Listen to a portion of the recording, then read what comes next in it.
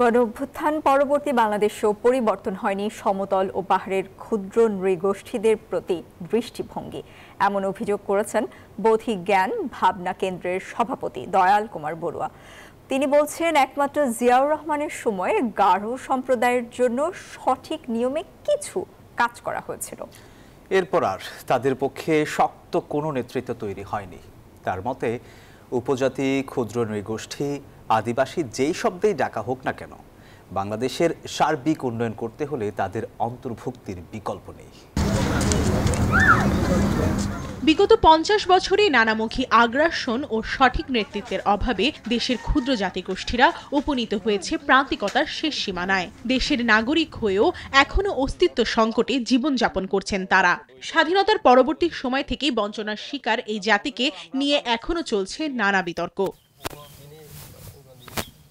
দেশের সামগ্রিক উন্নয়ন করতে হলে পাহাড় ও সমতলের ক্ষুদ্র নৃগোষ্ঠীদের পক্ষে শক্ত প্রতিনিধিত্ব তৈরির আহ্বান জানিয়েছেন বোধিজ্ঞান ভাবনা কেন্দ্রের সভাপতি দয়াল কুমার বড়ুয়া। বলেন, গারো সম্প্রদায় নিয়ে জিয়াউর রহমান ব্যতীত অন্য কোনো সরকারেরই ইতিবাচক দৃষ্টিভঙ্গি ছিল না কখনো। এই যে 54টা নৃগোষ্ঠী প্লাস আমাদের কথা বলার মতো সত্যিকারভাবে কেউ রিপ্রেজেন্ট করে না। তাই আমাদের কাছে বর্তমান যে সরকার যিনি আছেন, উনি সারা বিশ্বের একজন আসলে আইকন। কিন্তু বান্ডেল থাকলে প্রতি সেনমানিতে টাকা বাঁচবে। বিকাশ সেনমানি বান্ডেল কিনে জিতুন প্রতি লেনদেনে।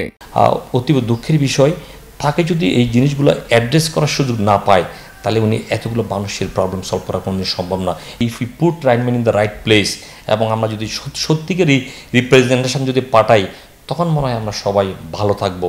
কারণ আপনি যদি দেখেন একটা নৃগোষ্ঠী, যেমন আপনি যদি গারোদের কথা বলেন, তারা টিল নাও তাদের যে ফান্ডামেন্টাল রাইটস, তাদের যে ভূমির রাইটস, এগুলো থেকে এখনও তাদের যে শিক্ষা, এখান থেকে পর্যন্ত তারা এখনও বিতাড়িত। কিন্তু আমার মনে হয় না কোনো সরকারের ওনাদের ওইখানে কোনো ভালো দৃষ্টি ছিল, যার কারণে ওনারা দিন দিন ওনাদের সমস্ত রাইট থেকে ওনারা বঞ্চিত হচ্ছে।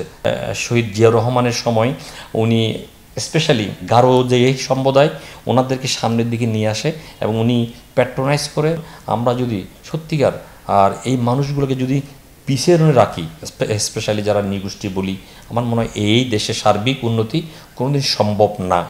একজন ব্যবসায়ী হিসেবে দেশের শিল্পপতিদের অবদানও ব্যক্ত করেন তিনি। আমাদের দেশে এই জিডিপির ক্ষেত্রে সবচেয়ে বেশি কন্ট্রিবিউট যেটা করে সমস্ত বিজনেস সোসাইটি। বাট এই বিজনেস সোসাইটিগুলা যখন সরকার পরিবর্তন হয়, তখন খুব বেশি এফেক্টেড হয়। যদি কেউ অন্যায় করে থাকে, তার অন্যায়ের বিচার হওয়া উচিত, বাট কোনো প্রতিষ্ঠানের নয়। তাই আমি এখন যারা আমাদের দায়িত্বে আছেন এবং সামনে যারা দায়িত্বে যাবেন, সবার প্রতি আমার এতটুকুই রিকোয়েস্ট থাকবে, যাতে সমস্ত সম্প্রদায়কে তাদের রাইট এস্টাবলিশ করার জন্য এই সুযোগগুলো দেওয়া হয়।